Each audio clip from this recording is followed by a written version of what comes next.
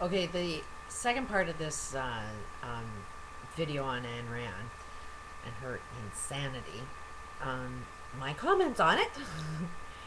First, you got to understand where Ayn Rand is sort of coming from: socialism, communism, which is basically, what communism is all about, is a government controlling all forms of society. Um, it's like the state will tell you what to do at all times. And the Cold War didn't end because of mathematical theories and concepts. They may think in their minds that they did something that solved the Cold War, but in actual fact, no war has ended. Basically, the Russians infiltrated the U.S. with minds and theories of something, and they didn't even see that happening. And it is sort of like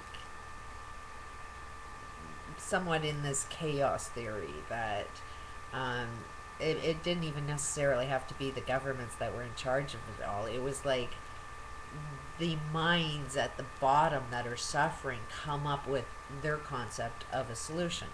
So what ended the Cold War is they had no money. The Russians had no money. They had amazing ideas, but they were not marketing. They were not selling. They were not profiting in any way, shape, or form. So to pay society to work when there is no real productivity going on, they basically went bankrupt. So that's what ended the Cold War. Is Russia went bankrupt. And they did get into, this is where this holodynamics came into play, which is what I'm a supporter of, although that doctor is insane as well. But it's like everybody has like 90% truth, 10% lie. Even me. That's what keeps you sane, is you come up with a strong theory. This is where Ayn Rand went wrong, is she had her version of morals, she had her version of logic and rationality, um, and was never ever open to the idea I could be wrong. And in this particular video, it does say that she was hunting for a partner, somebody to love, and it had to be somebody that was smarter than her, work harder than her, like somebody that could really get inside her head and understand her. Which is no different to me. She smoked, ended up dying. I smoke, I can see I'll end up dying. I see I'm not fitting in with society because I'm saying something completely different that everybody's going against me. Same patterns going on with her.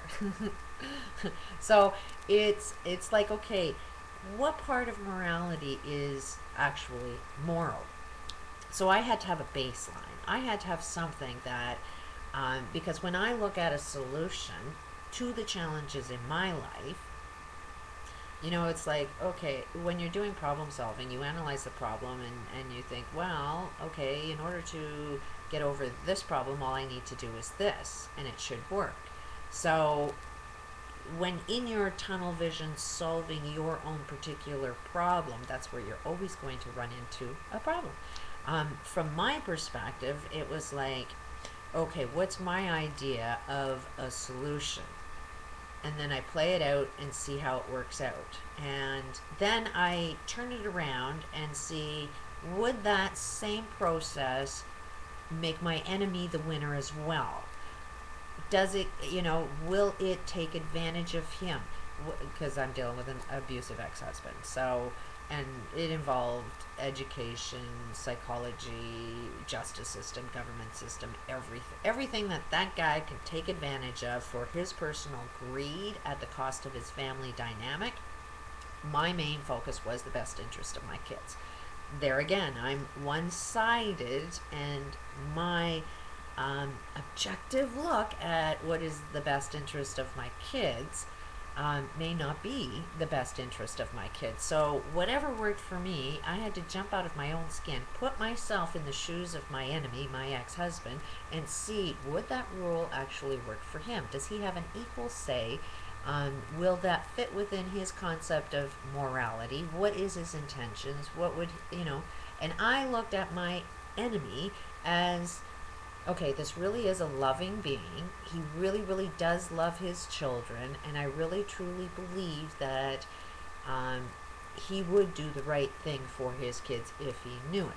So, it's not looking at my enemy as he's a really bad guy, evil and everything. I looked at my enemy as, no, he is a very good, loving person. We all are really loving people. He wants peace in his life. I hear what he's saying. When I hear what he's saying, it's like he just wants me dead and gone because then he'll have peace. At the end of the day, he wants peace. So it's like, how does he get that peaceful experience? How do I get that peaceful experience? So that's how I came up with my idea of morals, and turned out to be that good morals will unfold a healthy um, humanity. It'll be healthy everywhere in the world. All of our cultures, all of our beliefs, all of our religions, everything is dead wrong if one person is suffering, one person dies. Turns out, and that's a hard pill to swallow, is the human body is designed to live eternally, not eventually die. Hard pill, and you can sit and debate that issue till you're blue in the face, especially because everybody has died before. Kind of a hard thing to prove that no, not everybody is supposed to die, everybody's supposed to live. How do you prove that when over time everybody has actually died? The only way of kind of proving it is reverse mechanics how we die and say, can we change all of the causes that actually end human life? And it turns out, yeah, we can. So that's where my baseline is on morals. What is the moral? What is logical thinking? Because a lot of people think that that's not very logical. If everybody dies, that's not very logical to think that, no, it's the human body is designed to live eternally. So, it's all going to be in how you perceive things. And basically, one other thing I want to get involved in is Alan Greenspan, who followed Rand, genius guy, and basically created the global economic collapse. He's in the video, it'll show he's the guy that was responsible for it all. And because he's a genius, when he could see that, the markets are filled with bullshit lies, that the corporate structure, that greed, that morality that we think is actually the right thing, was totally dead wrong, to his surprise. And he was using Clinton. And Clinton was nothing but a thief and a murderer. Plenty of history that this guy was just the criminal mind that was influenced by, this Alan Greenspan. So, Clinton wanted to do the right thing from the right thing of a mind that's a killer, and and this guy's working with areas of poverty. You know damn well that Clinton is out to do harm to as many people as possible. He ain't not interested in doing the right thing. You can tell by the words he says and his motivation and his ego. You can see that this guy has no common sense whatsoever as far as morality and doing right to society. So if you don't know what's right for society and you're very, very greedy, whatever he's doing to solve a problem, he's benefiting. He's hedging. And that's what Alan Greenspan was recognizing, is that when you started forming this computer system that could predict problems, what ends up happening is you start profiting off the problem. So basically the corporate structure is making more money, making sure there are problems, because they benefit the most that way, where it should be turned around. You're actually benefiting and profiting from solutions. But the whole stock market, that whole process, if you want to destroy an economic system, invest in the stock market and you'll destroy your planet. Then you won't see that one coming.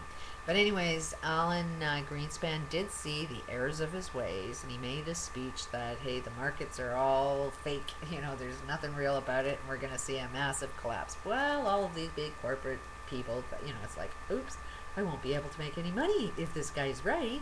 We got to discredit that guy as much as possible. So all of the economic system, if you got money in your pocket, trust you are guilty, because you didn't want him saying that message, because then your stock would have been affected. So he couldn't handle the negative energy, and then it said, oops, I was wrong, you're actually a genius, everything's okay, while everything is falling apart. He just couldn't take the public. That's why love your enemy. when somebody comes up and it's saying something that's uncomfortable, love them and just try and understand what it is they're trying to say. Even if it was this Ayn Rand, it's like, don't hate them, they're just insane. And if they were truly logical, then they'd be able to sit down and have a peace table and have the conversation to find out, hey, are you really logical? Do you really have common sense? Are you really rational? Maybe your rational mind just thinks it's rational. At the end of this video, it says, do you really think that I would do something that wasn't rational? I was like, yeah. If you don't know what rational is, you'll believe your own shit. You'll believe your own insanity. After all, every time you get into an argument, do you think you're wrong when you go into an argument, or do you think that you're the one that's right about something?